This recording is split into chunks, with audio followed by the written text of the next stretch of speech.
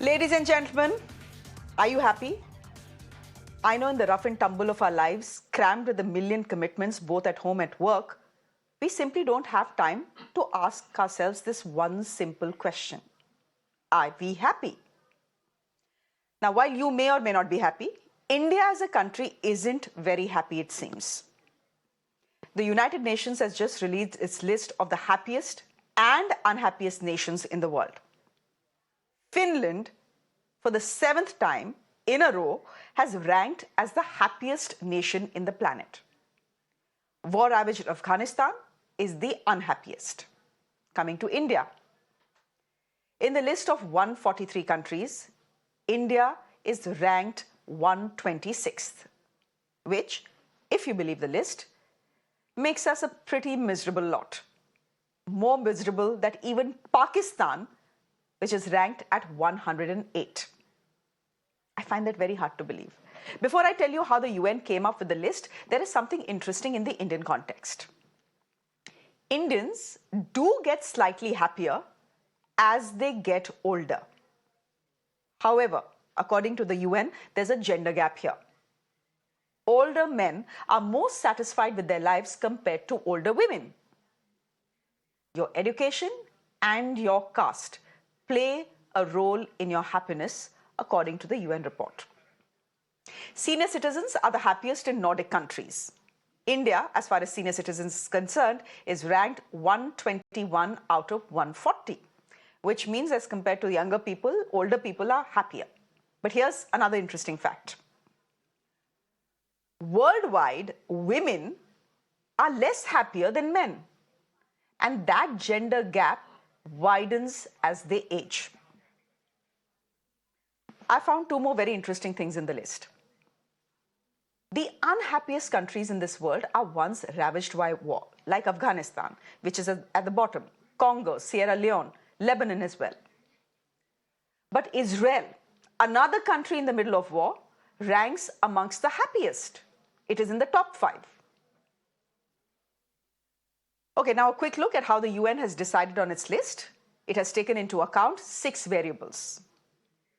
GDP per capita, which means how much money you have, healthy life expectancy, having someone to count on, freedom to make life choices, generosity, and freedom from corruption. Now, the UN has been publishing this happy list since 2012. You can choose to believe it or disbelieve it. Apoorvi Sethi is a health and happiness coach. She's joining us on the broadcast. Apoorvi Sethi, do you agree with this list? Do you think that we are a nation of very unhappy people? Because that is what the list seems to be telling us. Hi, thank you for having me on the show.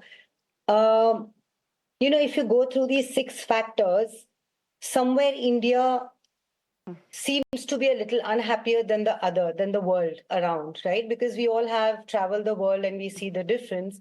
Now, our economy per se, like the lower middle class and the poverty line is so low. And globally, if you see, Finland and Iceland and all of those countries, their poverty line is nowhere close to ours. I feel that gap of India is what the government needs to look at. And that's the reason why we are short on most of the things, and that's where health comes in picture. That's where social assistance comes in picture. That's where the ability to make your own decisions, because money also gives you the power, to make your own decisions. So somewhere I just feel that our economic growth, well, it's way better than what it used to be like 10 years back. But I feel that the gap is huge and that needs to be filled. And that's the reason why we are where we think.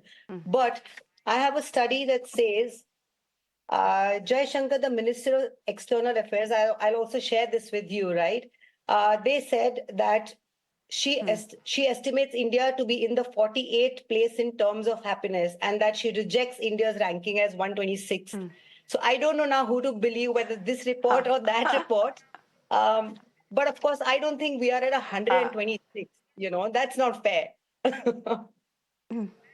No, I just found it difficult to believe that we rank below Pakistan, and I say this because Pakistan's economy is in a dump. हाँ, they have no Exactly. political stability. आज भी वहाँ पे there is a terror attack that is underway as we are speaking. So it's very hard to believe for me that people who are paying 400 or 500 rupees for, for atta in their country, where everything including eggs is, have become so expensive that you can't eat them. How is it possible for Pakistanis to be happier than Indians? But anyhow, ये debate तो चलेगा, चलता रहेगा. Correct. Apoorvi Sethi, here's something else that I found very interesting. That worldwide, forget here in India, but worldwide, what the study finds is, so essentially, first of all, you're telling me that India is dismissing the study. India will dismiss the study. I mean, who wants to acknowledge the fact that you're an unhappy country? I don't want to acknowledge that we are an unhappy nation. But the government will do what it wants to do. Not that the UN cares about what the Indian government is thinking. But Apoorvi Sethi, here's the point I want to make. The study finds very interestingly that across the world, men are happier than women. Why is that?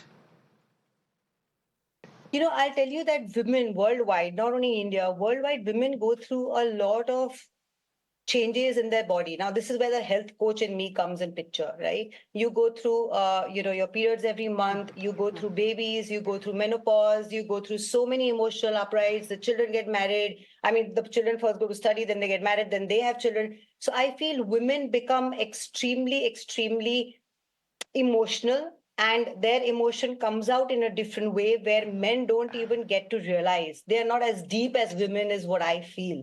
That's the reason why they feel they are happier, but I don't think that's the case, frankly. Women are, I think, way more deeper and way more realized. So okay, so you like the government of India are dismissing the study as well. We'll leave it there, Apoorvi 100%. Sethi, for the moment. Thank you very much for Thank you so much. Okay, thank you very much. Again, as I said, everyone will have their own opinions. I can just put out the report and ask you whether you believe it or not. And the viewers have data. And they have data from the UN, and they have anecdotal experience, right? When they walk into an office, when they walk into a supermarket, when they walk into a mall. Do you think people are happy around you? It's for you to judge. I can tell you I'm happy. And I can see that Apoorvi Sethi is happy as well. Absolutely. So thank you very much, Apoorvi. Thank you very much. Thank you. We'll leave it there for the moment. Bye. Bye. Thank you. Ladies and gentlemen, on that happy note, I'm slipping into a quick break on the show. We are coming up with the election special at 8:30 p.m. We are talking about the DMK's manifesto and how it's directly taking on Prime Minister Modi.